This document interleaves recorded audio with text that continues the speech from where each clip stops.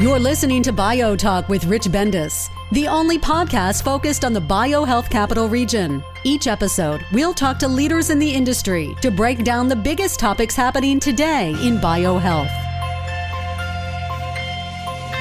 Hi, this is Rich Bendis, your host for BioTalk. We're really pleased today that we have a global financier who has basically turned into a philanthropist and is really interested in doing something in the biohealth capital region, which should make our listeners very happy. And our guest today is Lance Kawaguchi, who is the founder of the Cure Brain Cancer Foundation. We're going to learn everything everybody wanted to know about this new foundation and what drove Lance to get into forming this foundation. So, Lance, welcome to BioTalk. Great to be here, Rich. Thanks for having me. You know, the thing that rather than me read your resume or your LinkedIn profile, the way we do this, Lance, is generally have someone do a self-introduction. No one can introduce you better than you can yourself. So let's tell the audience a little bit about your background. Number one, you can do a better job than I can, but I will give it a shot. So by way of background, 25 years in finance. I lived all across the world. An interesting data point for a lot of your listeners is that I was actually the country head for Standard Chartered in Iraq, in Baghdad, as a U.S. citizen 2010-11. So 25 years, finance, banking, all through the world. 2016, my mother was diagnosed with pancreatic cancer. And on her last days, last minutes, she asked me at some point in my career to give back to social impact. And I've decided since after COVID, since 2021, the last 3 years, I've been focused solely on cancer charities. So I'm going into my year 4 of my commitment to my mom.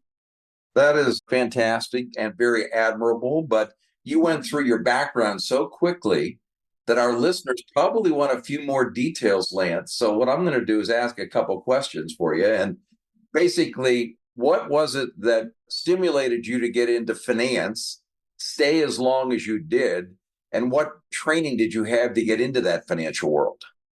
Went to Indiana University in Bloomington, got an economics degree, but then went straight into equity trading, where I kicked it off in New York and also in Chicago, covering middle market institutions. From that point, I pivoted into being a credit relationship manager. So went through the credit training, making sure to understand how to structure deals on the structured finance side. And from there, moved into relationship management.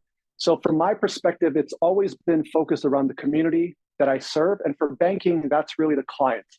So I've been quite fortunate through my lifetime to finance quite a bit of deals through the oil and gas sector that I previously covered. But for me, it was really important to get that credit and finance understanding because I've always had a passion for numbers, understanding numbers, because what I found is no matter where you go throughout the globe, languages are different, but balance sheets are balance sheets. And audited financials are audited financials, which are really the truth. So what people say, ultimately, it has to reconcile to the numbers.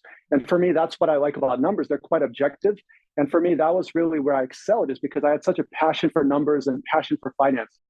You did that for 25 years, as you mentioned. Before we spend a lot of time on the nonprofit foundation world, I'd be remiss if I didn't ask you a few questions related to what do you think about the financial markets and climate that we're looking at in our world today? Well, that's a loaded question. My view is that obviously the market itself, if you look at Nasdaq, the New York Stock Exchange, obviously it's continued to go up. So that's a positive. I do think in certain asset classes, you do see a pullback. I won't go into specific ones, but for me, if we can focus it on the biotech sector, you know better than I do, Rich. You've gone through the biotech sector for the last 18 to 24 months has been very volatile. And I think what I've tried to do, if I can just pivot a little bit, is try to educate people who typically don't invest in biotechs as an asset class to really have a different lens on don't compare biotechs to real estate or anything similar to that. I want them to have a blended lens of ESG. So as you know, now when people look at financials, they're not looking only how much you make, they're looking how do you make that profit. And for me, I'm trying to apply that to institutions on the buy side, family offices, and also large philanthropies to understand that you can look at this as an asset class, but more as a social impact. And that's what I'm trying to coach them. So I would say the market's an interesting time. I know technically Japan and also the UK are in a recession. Australia, I think, has a 40% chance of going into recession. There's an election coming up. So there's a lot of factors coming up that I think will impact the overall macro. But from a microeconomic perspective, I think each country is going through their own challenges right now. You know, the other thing you mentioned, some of the different areas of the world, and our listeners don't know where you're at today, Lance. So we're actually doing this podcast based on your current location, which is where? Sydney, Australia. Been here 3 years. Love it. Beautiful weather. Everything is upside down. So right now, when you're enjoying, I believe it's quite cool and cold in Kansas City. Well, it's actually going to be 65 today. Okay, well, settle down, Rich, because it's going to be 97 here Fahrenheit. I'm just saying it's very, very warm. So everything is upside down. So right now, during Christmas, is actually our summer. And when it's your summer, it's our winter season. That took a lot to get used to when we moved down here. So what was it that attracted you to go to Sydney? Previously, I was the oil and gas global head for ANZ, Australia New Zealand Bank. So I was based in Singapore, also in London, but I visited Australia probably like 20, 30 times. I love the country. It's a beautiful country. My wife and my family, they've been very supportive. We've lived in North America, in Europe, in Asia, in the Middle East. So this was an opportunity to live someplace different, number one. But number two is the foundation that I took over here in Australia. They had gone through quite a bit of turmoil. They've had quite a bit of turnover in the CEO. And it just really felt like an opportunity to turn something around. Or for me, my passion is either building organizations or turning them around to be more efficient. So everything fell into place. Right after doing COVID, we moved here and we haven't looked back. It's been a great experience. One of the things that's interesting is you spent most of your life in the for-profit world. Now you're in somewhat the nonprofit foundation world. Talk a little bit about how did your financial background and your business career prepare you to get involved in the nonprofit world? And what do you see as the major adjustments you had to make? The biggest adjustment is really the mindset. When I went for-profit to nonprofit, I thought everyone was high-fiving, it's kumbaya, we all love each other. But I found that non-for-profits are extremely competitive, very competitive. Here in Australia, we have 60,000 charities just in Australia, $190 billion of donations every year. Compared to the US, where you have over 1.6 million charities and a donation pool of over 1.7 trillion, which is bigger than many countries' GDP. So what I found is that one, it's oversaturated. Number two, I assumed, maybe naively, that it was automatically, if you're a brain cancer or a rare cancer, you all collaborate. But I found that there's not too much collaboration. It's almost the Kansas City Chiefs against the 49ers. You pick sides and you stay with your side. So from my perspective, everything that I've tried to do is really try to foster collaboration, because coming from the banking side, you can never do it yourself. There's a force multiplier by collaborating. You can achieve more together. So number one is the mindset was different. Number two, I found that decisions were very slow and bureaucratic, where, as I mentioned at the beginning, I always like to tailor my approach to the community I serve. So in this case, it's people with cancer. People with cancer don't have the luxury of time. But when you juxtapose it with charities, they tend to be quite bureaucratic, very political, decision-making moves very slowly. So there was a disconnect. So for me, it's really changing that corporate culture to make sure that we move quicker and we execute. So that's one thing I brought from banking to the non-for-profit world is I would always tell my team that you can have expectations, but if you don't execute, it means absolutely nothing. You need to execute. You need to get the net result because people with cancer expect it and deserve it. So for me, I think that was the biggest cultural shock / corporate mindset change, because I honestly thought it was going to be really easy to come in. Everyone's going to be supporting each other, but I could not have been further from the truth. And basically, I would imagine you have somewhat of a paradigm challenge because in the financial world, you can make decisions relatively quickly and you have to respond very quickly with market conditions. In the nonprofit world, it doesn't go as quickly, but yet you're dealing with cancer patients, which don't have as much time as you said. So how do you do that delicate balance between needing to make decisions quickly, trying to get things done to address the cancer needs that patients have every day, but recognizing the nonprofit world doesn't move like the for-profit world? That's a fair point, Rich. But for me, if you're going to be a change agent or the disruptor, what I liked about my finance background is that I had operational management training, credit, regulatory training, finance. marketing, pretty much everything. So the first thing I did was we went from X amount of employees down 90%, and we're more profitable because I essentially digitized everything. I leveraged to make sure that all the information was on one central CRM system. Everything was connected through API, so we don't have to build infrastructure. I drove down our costs significantly. And through that, I was able to get our corpus actually was preserved. And I was able to, first thing I did is I don't have a medical background like I shared with you, but I brought the best minds for brain cancer, half from the US, from Dana-Farber, MD Anderson, UCSF, UCLA, UC San Diego, and half from Australia. And what I told them is that I will give you full autonomy to always award things based off merit. Whatever's the best medical research, you will be empowered to do it. I'm not going to get involved. So for me, that streamlined it because I don't want to have any type of conflict of interest where people feel like one feedback that I got is that a lot of times people feel that the process of decision making is not transparent in philanthropy. So what I said is that I will make sure that there's a clear delineation. The people on our scientific advisory board, Patrick Wen from Dana-Farber, Webb Cavity from UCSD, you are empowered and you can make the decision independent of me, whatever's the best science. So that was able to speed up our decision-making process because there is no bureaucracy getting tied into it. Whatever the best science is, they win and they move quickly. So I know your listeners are connected with Patrick Wen and John DeGroot and Tim Clousey at UCLA. I encourage, go call them because when I approached them, they thought, oh, this guy's crazy. But I think they've seen over the past 3 years, anything I say, I always execute and I follow through. And I do think this is a better model where you empower people and just let them do their job, but move efficiently and move quickly. So to give you context, I've distributed $13 million in Australia over the past, a little bit less than 3 years. That's more than the past 15 years prior combined. So I'm not just saying that I'm moving quickly. There's proper processes to make sure that everything is done in a merit-based process. Operational risk is adjusted for, but we're getting things out quicker for the community. And basically, you say you like to start things or turn them around. And by the way, we're talking to Lance Kawaguchi, who's the CEO of the Cure Brain Cancer Foundation. So let's talk about the foundation. Give a little bit of history related to the Cure Brain Cancer Foundation, where it was when you got involved and how it has progressed to where we are today. Where it was when I joined, they had 8 CEOs in 5 years. So objectively, I'm just being honest. I would say that the community itself was not very bullish to me.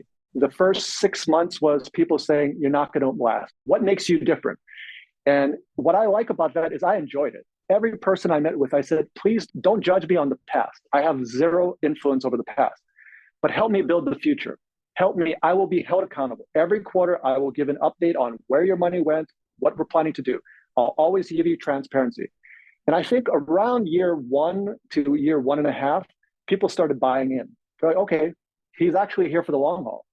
And for me, that's what I enjoy is when you take something where people have passion, where they've been disappointed, that passion can quickly turn to support. And once you get their support and they know that you're transparent, you're honest, they will back you no different than being a Kansas City Chiefs fan. Even if they're having a bad year, Rich, you'll still cheer for them. For the listeners who don't know it, Lance is referring to that the Chiefs just won a Super Bowl. I happen to have a home in Kansas City and have been a lifelong Chiefs fan. So that's why we have this reference to the Kansas City Chiefs all the time.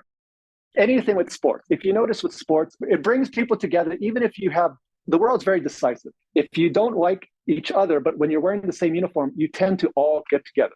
So from my perspective, that's what I'm trying to encourage. I don't really care about my charity alone. I care about all charities, which I think we're going to touch upon. But for me, it's really going forward. How do we bring the charities together? I don't need to control what you do, but I'd like to influence that we all go in the same direction. Yeah, and you talked about directions, and you've gone in many directions in your life, and you've gone to some of the extreme ends of the world. So you mentioned the South Pole. So let's talk a little bit about this. There's a South Pole Trek for Cancer initiative that you've been involved with. Tell the listeners a little bit about that, Lance. So in November of 2022, I was thinking, how can we do something where we can bring charities together?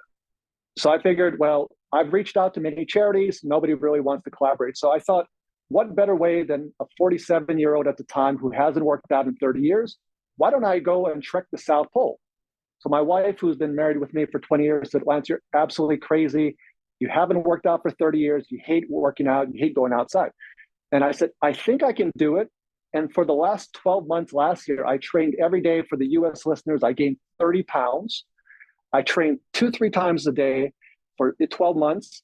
And I approached other charities. So all the charities that I approached are either smaller charities where 100% of the money goes to the cause, or it's a larger institution where they've been somewhat innovative, like Cancer Research Institute, 70 plus years in immunotherapy.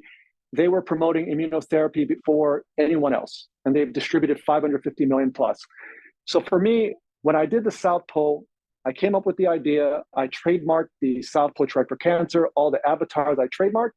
I went to the charities and said, I will do all the marketing, all the fundraising. I'll allow you to have all the avatars free. I just want to make sure that we can do this together. So roll the tape forward. Beginning of January this year, I planted the flag, but I didn't plant the flag just for my charity. I planted it for 23 charities across 6 countries. And also in December of last year, I was fortunate enough to ring the Nasdaq bell for the second time in 13 months. But again, instead of just going up for my charity, if you look at Nasdaq, you go to the website of all the people who rang the bell, you're always seeing people who do it for their company or their charity. The 2 years that I did in 2022, 2023, I brought other cancer charities and also cancer survivors. And again, I want to ensure people understand that we can all uplift each other. So the South Pole Trek was really more a symbol or metaphor for collaboration in 2024. Because my hope is that I've shown people through actions, without charging them a penny, raising funds for them, that if one small charity in Australia can galvanize 23 larger organizations, and we're all working together, going in the same direction, maybe next year when they're doing a fundraiser, maybe they invite 2 to 3 or 4 to help out. And then there's a butterfly effect. I could be naive, maybe it won't work, but again, if you just keep doing the same thing, you're going to get the same result. And I think the people with cancer, all cancers and diseases, they deserve better. And I think, especially if they look behind the curtain, some of these charities globally, they're so big. They're Fortune 500. And the decision-making process is extremely slow. So I feel the South Pole Trek was really a beta test to show we can move quickly, we can work together, we can collaborate, and we can all come together for one purpose. Did all of the different foundations take the trek with you, or did you represent them on the trek? Oh, no. No one took the trek. No one did anything. I did everything. Every day when I trekked, every expense I covered. Whenever I did the exercise, every day I would change my t-shirt and my pants to have a different logo. I would do videos before and after on the weekends. And I just created content for all of them. So what you're trying to do is bring some innovation and creativity to the nonprofit foundation world.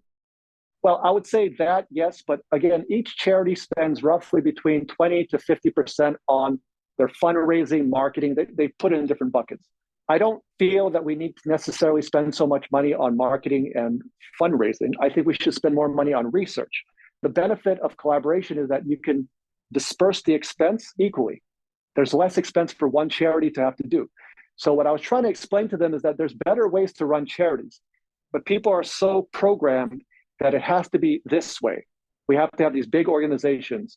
We have to have all these people joining meetings. I don't have any meetings. For me, it should be you have your objective. You have to set a very clear, coherent strategy to execute or achieve the objective, and then you have to execute. So and I feel it was quite successful. In Australia, we raised over $1 million for the Australian charities. Globally, I don't have access to everyone's fundraising because I don't want to get involved in the tax requirements. But I know collectively, everyone, we're probably at about 1.6, 1.5 million. Not a bad thing for no expense. That's not bad at all. One of the benefits you've had, though, is you've been able to participate in large markets around the world, including the United States. And I think one of the other successes that I've read about is the GBM, or the glioblastoma AGILE clinical trial platform that you've been able to be involved in to bring from the United States to Australia. Could you please tell our listeners a little bit about that, Lance? When I first met the community, they kept telling me, Lance, you, the government, Cure Brain Cancer Foundation, committed GBM Agile, which is really the industry benchmark for GBM trials. So it's in the US and Europe and also in Asia. And for the past 10 years, it was promised, your listeners can Google GBM Agile Australia. It was promised since 2013.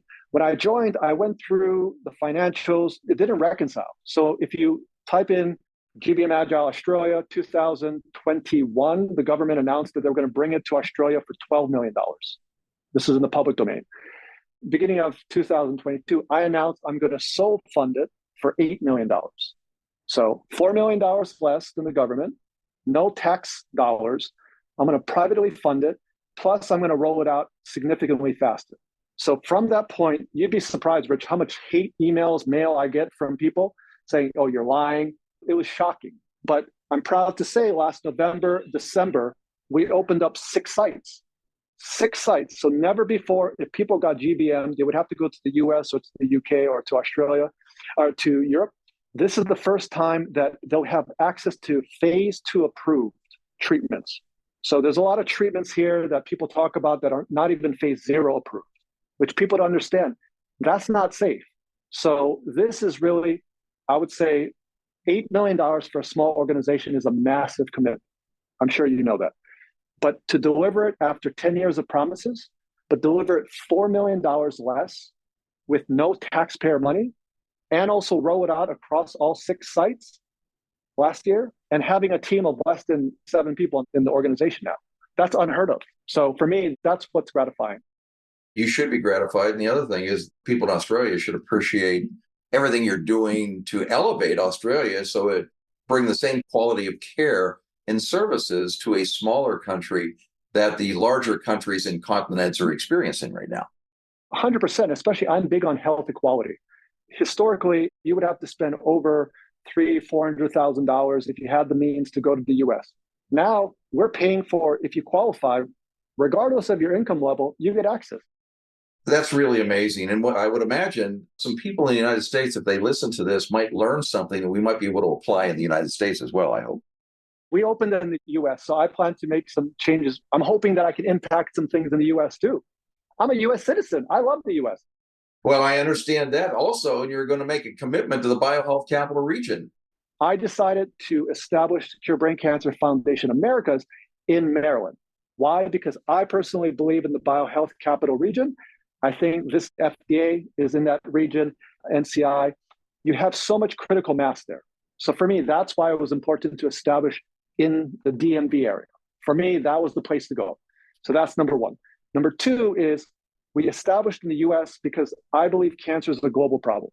I've been very fortunate to be able to fundraise and finance deals across the globe.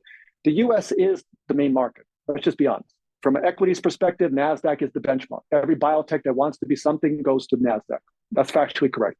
Number two, all the best VCs are there. All the best research is in the US. So for me, it was a no-brainer. That's why we opened up the US. That's why I plan to be partnering with great other charities. So just in the Baltimore area, there's another charity that I'm the chairperson for, Big Tree Memorial. And there's one in Oregon, Kim's Hope in Chicago, Kendall Nicole Ike, or Fierce Foundation in Philadelphia, in Pennsylvania, or GBM Foundation in Georgia, or even Winks, which is in Virginia. I want to bring all of these great organizations together so we can all fund up-and-coming research for GBM and other brain cancers. Well, I think you've made a wise decision to look at this in the Baltimore, the DMV area, Lance, which is a no-brainer for me. But to be honest with you, there's assets that are unique and one of a kind that only exist in that region that don't exist in any other place in the world. You mentioned the FDA, NIH, NCI, CMS, which is Center for Medicare and Medicaid Services, which talks about payment for cancer treatments in patients. And then you have the largest research university in the world, Johns Hopkins University, in your backyard right in Baltimore. So with that collection, and then also now partnering with BioHealth Innovation, which you didn't know much about until Brad introduced us, we want to see how successful we can make you and how we can share in your success to expand this, not just in the biohealth capital region, but throughout the United States with these other foundations that you're working with. No, 100%. So again, for me, the DMV area, that was a no-brainer. So 100%. I love the area. Every time I go there, hopefully they accept me so I can move there. I don't think anybody would have a problem. You can have dual residency. You can have it in Sydney and you can also have it in the Baltimore area as well. I'm going to hold you to that, Rich. Plus, I'm going to move to Kansas City to be next to you. Well, that would be easy to do. In the summertime, you have to find me at the Jersey Shore. We'll get you a place near the ocean. What is it that we haven't covered that you want listeners to know? And we're talking to Lance Kawaguchi, the CEO of the Cure Brain Cancer Foundation in Australia, moving into the United States and has global aspirations. So, Lance, what is it that we haven't talked about that you'd like the listeners to hear? I would like the listeners, either if you're a biotech or if you're another charity, reach out to me. I want to make sure that we want to help everyone. We're not competing with anyone. We want to help everyone.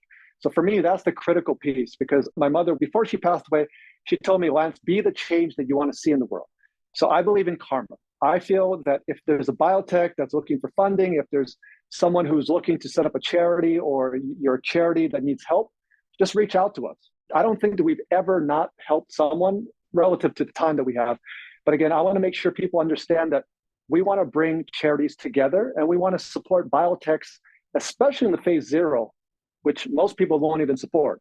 A lot of the investors have moved into the clinical stage. So it's even harder and harder right now to do the phase 0, the pre-seed area, which you're going to focus on, Lance. So congratulations. I want to thank you for appearing on BioTalk today. If listeners want to get a hold of you or Brad, is there a website or email address that they can reach out to? Because we're going to publish it when we post this podcast as well as in our newsletter. But for those who are listening that would like to hear your email address or the website, can you please give that? The best way to get a hold of me, since I travel quite a bit, is just contact me on LinkedIn Messenger. That's the easiest. My kids just helped me set up my Instagram account. So it'd be really fantastic if some of you could follow me on Instagram, because apparently that's a really cool platform. So they can connect with me on Instagram. Also, my email, you can just reach out to my normal email, which is my name, lancekawaguchi@gmail.com. But again, LinkedIn would be the easiest.